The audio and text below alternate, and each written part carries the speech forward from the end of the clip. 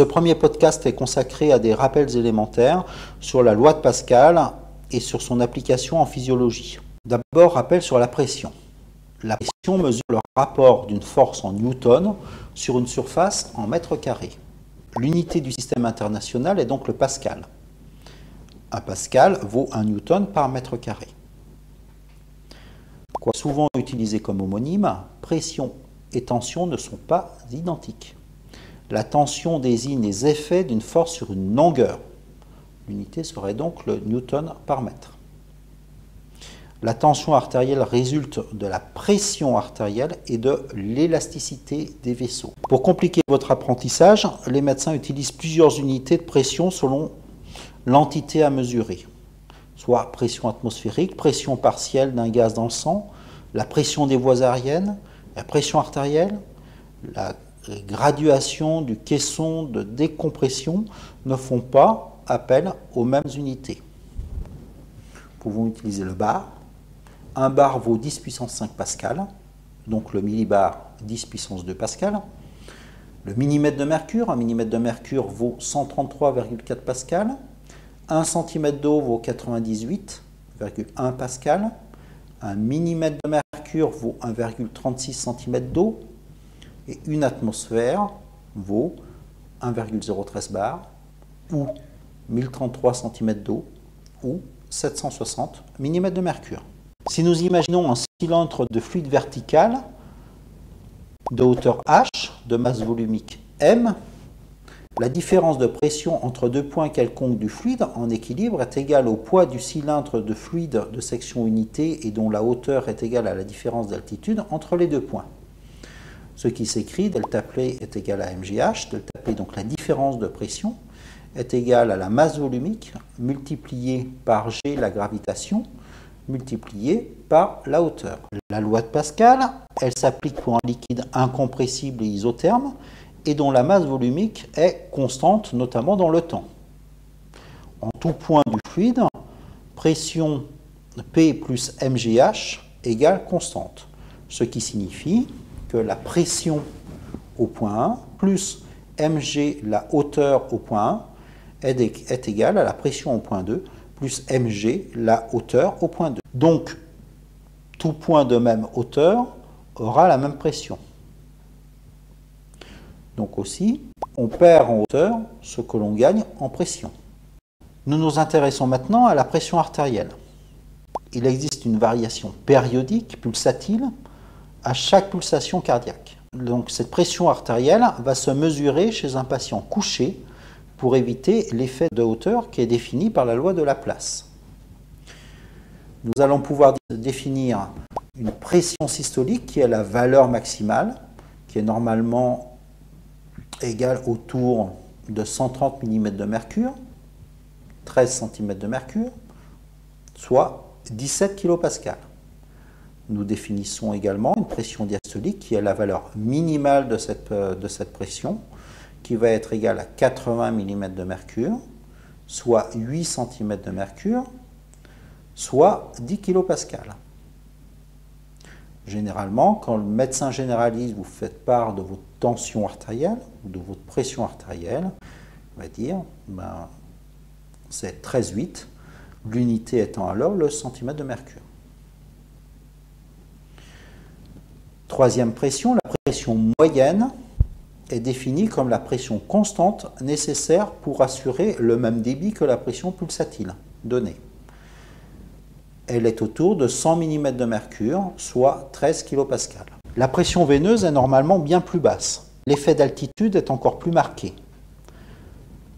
On va s'intéresser à une pression veineuse dite centrale qui est située à l'entrée de l'oreillette droite du cœur. Pour cela nécessite la mise en place d'un cathéter veineux central, soit par voie jugulaire, soit par voie sous-clavière.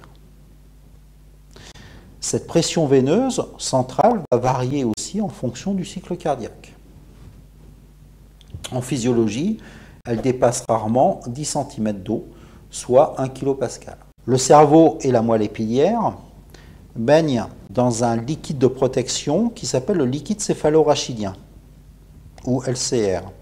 La pression de ce liquide céphalorachidien peut se mesurer Lors d'une ponction lombaire, en ajoutant un manomètre à eau, on aura une pression qui va être normalement égale à 10 à 15 cm d'eau.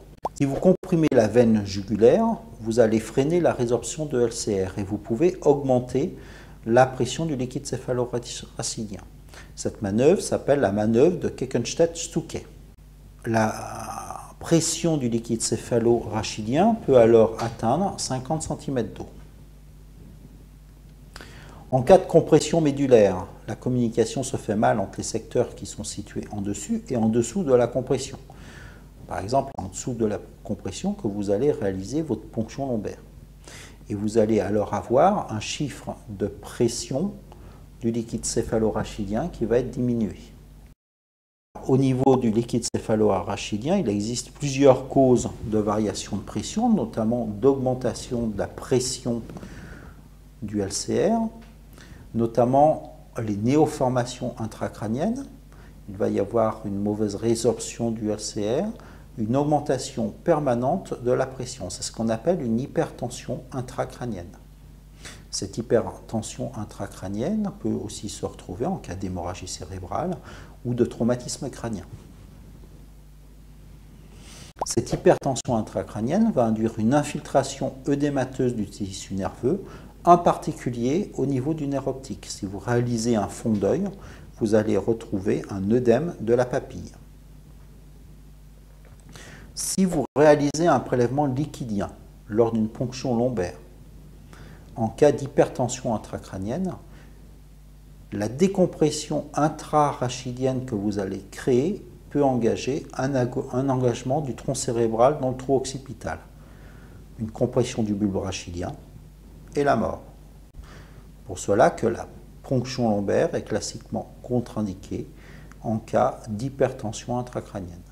Haute pression physiologique, la pression à l'intérieur du globe oculaire est normalement inférieure à 20 mm de mercure. Si elle est plus haute, elle signe un glaucome. Le glaucome aigu est une pathologie très douloureuse,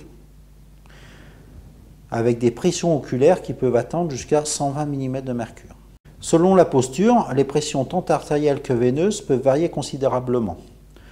Couché, la loi de Laplace fait peut varier la pression artérielle moyenne, selon le point de l'organisme considéré. Par contre, lorsque l'on s'élève en position verticale, la différence de hauteur, donc de pression, entre la tête, donc qui est environ 50 cm au-dessus du cœur, et des pieds qui peut être plus d'1 mètre, voire 1,20 m plus bas que le cœur, devient plus importante.